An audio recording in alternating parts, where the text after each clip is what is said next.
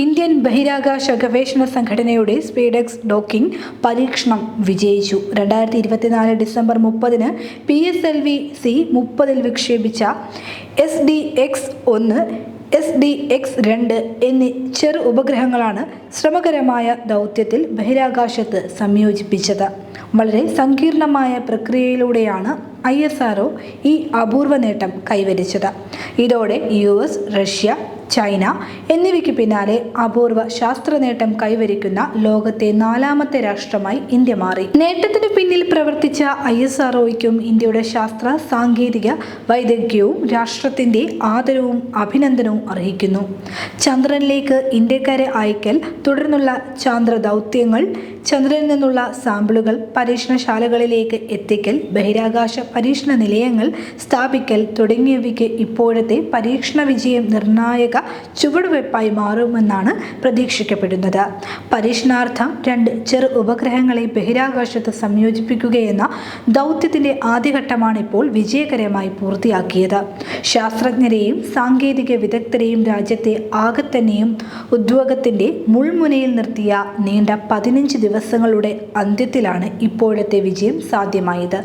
സംയോജിപ്പിച്ച ഉപഗ്രഹങ്ങളിലെ robotics സംവിധാനങ്ങളുടെ പ്രവർത്തനത്തിന് അനിവാര്യമായ പരസ്പര വൈദ്യുതി പ്രവാഹം ഉറപ്പുവരുത്തുക, ഉപഗ്രഹ സംയുക്തത്തിന്റെ നിയന്ത്രണം, ഉപഗ്രഹങ്ങൾ തമ്മിലുള്ള ബന്ധം വിച്ഛേദിക്കുന്നതിനെ തുടർന്ന് നിർദ്ദിഷ്ട പദ്ധതിക്കനുസരിച്ചുള്ള തുടർ പ്രവർത്തനം ഉറപ്പുവരുത്തുക എന്നിവയുടെ കാര്യക്ഷമതയെ ആശ്രയിച്ചായിരിക്കും പരീക്ഷണത്തിന്റെ ആത്യന്തിക വിജയ പരാജയങ്ങൾ വിലയിരുത്തപ്പെടുക.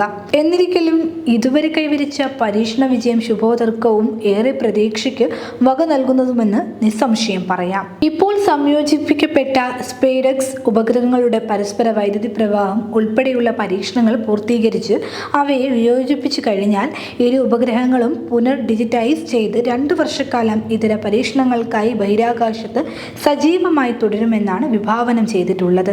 ഇപ്പോഴത്തെ ദൗത്യം സമാന പരീക്ഷണങ്ങളുടെ വരാനിരിക്കുന്ന ഒരു പരമ്പരയുടെ ആദ്യഘട്ടമാണ്. നിർദ്ദിഷ്ട ചന്ദ്രയാൻ 4ന്റെയും തുടർന്ന് 2035 വിക്ഷേപിക്കാൻ കഴിയുമെന്ന് പ്രതീക്ഷിക്കപ്പെടുന്ന ഇന്ത്യയുടെ ബഹിരാകാശ പരീക്ഷണ നിലയമായ ഭാരതീയ അന്തരീക്ഷ സ്റ്റേഷന്റെയും മനുഷ്യരെ ചന്ദ്രനിലേക്ക് അയക്കാനുള്ള പദ്ധതിയുടെയും വിജയത്തിന് ഈ പരീക്ഷണ പരമ്പരകളുടെ വിജയം നിർണായകമാണ്. ISROയുടെ ഭാവി പരീക്ഷണങ്ങളുടെയും പദ്ധതികളുടെയും വിജയത്തിന് ഉപഗ്രഹങ്ങളെ ബഹിരാകാശത്ത് സംയോജിപ്പിക്കുന്ന ദൗത്യം അങ്ങേയറ്റം സൂക്ഷ്മതയോടെയും കാര്യക്ഷമതയോടെയും നിർവഹിക്കാനുള്ള പ്രാവീണ്യം ആർജിക്കേണ്ടതുണ്ട്. ഭാവി പദ്ധതികൾക്ക് ആവശ്യമായ എല്ലാ ഘടകങ്ങളും ഒറ്റയടിക്ക് ബഹിരാകാശത്ത് എത്തിക്കുക അസാധ്യമാണ്. ഉദാഹരണത്തിന്, നിർദ്ദിഷ്ട ഭാരതീയ അന്തരീക്ഷ സ്റ്റേഷന് 5 ഘടകങ്ങളെ ബഹിരാകാശത്ത് സംയോജിപ്പിക്കേണ്ടതുണ്ട്.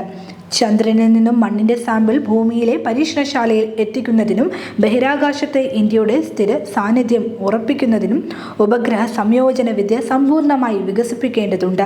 ഇപ്പോൾ സംയോജിപ്പിച്ച ഉപഗ്രഹങ്ങൾ തന്നെ ഭൂമിയുടെ ഉപരിതലത്തിൽ നിന്നും 475 കിലോമീറ്ററിലധികം ഉയരത്തിൽ മണിക്കൂറിൽ 28,000 കിലോമീറ്ററിലധികം വേഗത്തിലാണ് സഞ്ചരിച്ചിരുന്നത്.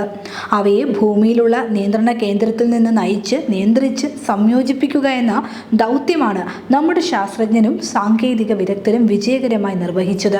7 പതിറ്റാണ്ടിലേറെയായി നമ്മുടെ ശാസ്ത്ര സാങ്കേതിക വിദഗ്ധരുടെ തലമുറകൾ നടത്തിയ വിട്ടുവീഴ്ചയില്ലാത്ത തപസ്യയുടെ വിജയത്തിനാണ് 21ാം നൂറ്റാണ്ടിലെ ഇന്ത്യ അഭിമാനപൂർവ്വം സാക്ഷ്യം വഹിക്കുന്നത്. ഇവിടെയാണ് ഇന്ത്യയുടെ സ്വാതന്ത്ര്യത്തെപ്പറ്റിയും ശാസ്ത്ര സാങ്കേതിക രംഗത്തും വ്യാവസായിക സാമ്പത്തിക രംഗത്തും രാഷ്ട്രം കൈവരിച്ച നേട്ടങ്ങളെപ്പറ്റിയുമുള്ള പുത്തൻ ആഖ്യാനങ്ങൾ നമ്മെ അസ്വസ്ഥമാക്കുന്നത്.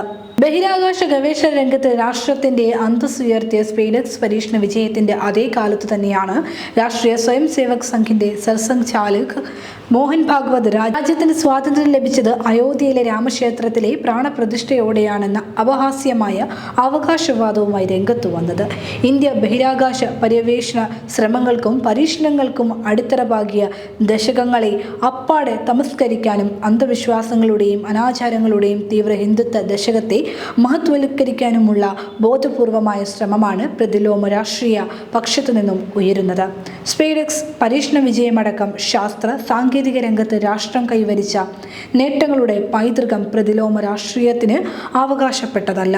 അത് സാമ്രാജ്യത്വ വിരുദ്ധ മതനിരപേക്ഷ ജനാധിപത്യ രാഷ്ട്രീയത്തിന്റെ അടിത്തറയിൽ പടുത്തുയർത്തിയ യുക്തിചിന്തയുടെയും ശാസ്ത്രാവബോധത്തിന്റെയും മുന്നേറ്റത്തെയും വിജയത്തെയാണ് അടയാളപ്പെടുത്തുന്നത്. മാനവികവും സാർവത്രികവുമായ ആ കാഴ്ചപ്പാട് തന്നെയായിരിക്കും രാഷ്ട്രത്തിന്റെയും ജനതയുടെയും ഭാഗതയെയും നിർണ്ണയിക്കുക.